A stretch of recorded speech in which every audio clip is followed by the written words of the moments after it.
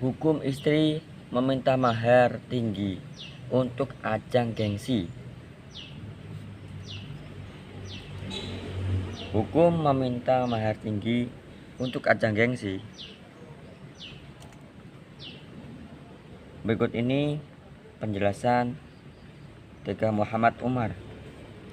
Sudah menjadi hal biasa di kalangan masyarakat meminta mahar yang tinggi sebagai ajang gengsi dan sebagai ajak untuk memperlihatkan kehebatan antar keluarga.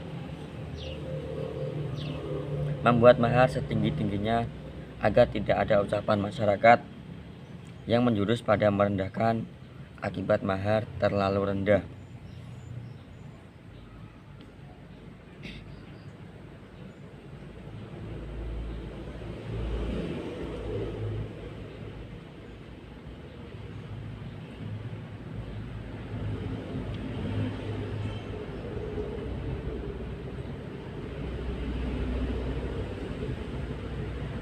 Ada beberapa dalil yang menjelaskan mengenai mahar.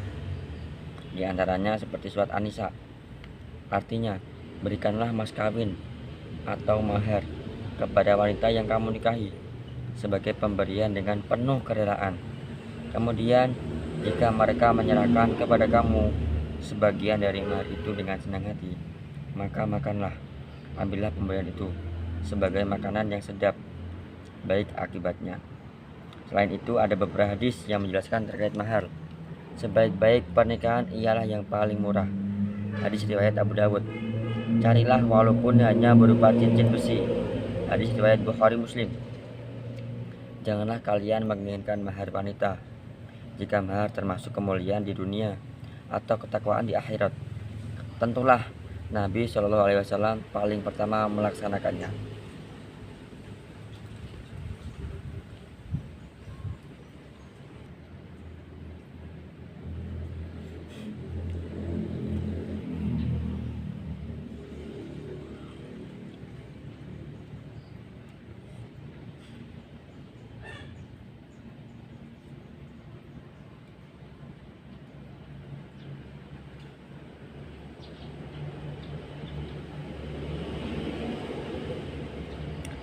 Boleh-boleh saja, tapi jangan pernah anggap salah itu menang.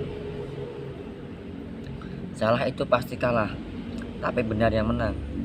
Kalau kita meminta mahar hanya untuk gengsi, insya Allah suami jadi gembel. Karena takut gembel, maka akan gembel. Jadi kesimpulannya sangat simpel sekali. Hukum istri meminta mahar yang lebih tinggi kepada suami itu diperbolehkan, tapi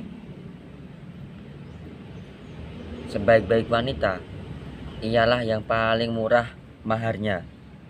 Bukan berarti kita merendahkan wanita, bukan, tapi sebaik-baik wanita ialah yang paling murah maharnya. Yang paling baik itu adalah yang meringankan beban dari suaminya. Jadi alangkah baiknya kalau kita meminta mahar yang lebih rendah untuk meringankan beban calon suami. Jangan sampai pernikahan batal hanya gara-gara kita terbebani oleh mahar yang begitu tinggi, yang begitu mahal yang diajukan oleh istri. Istri pun juga harus pengertian mengenai mahar yang akan ia tujukan kepada suami.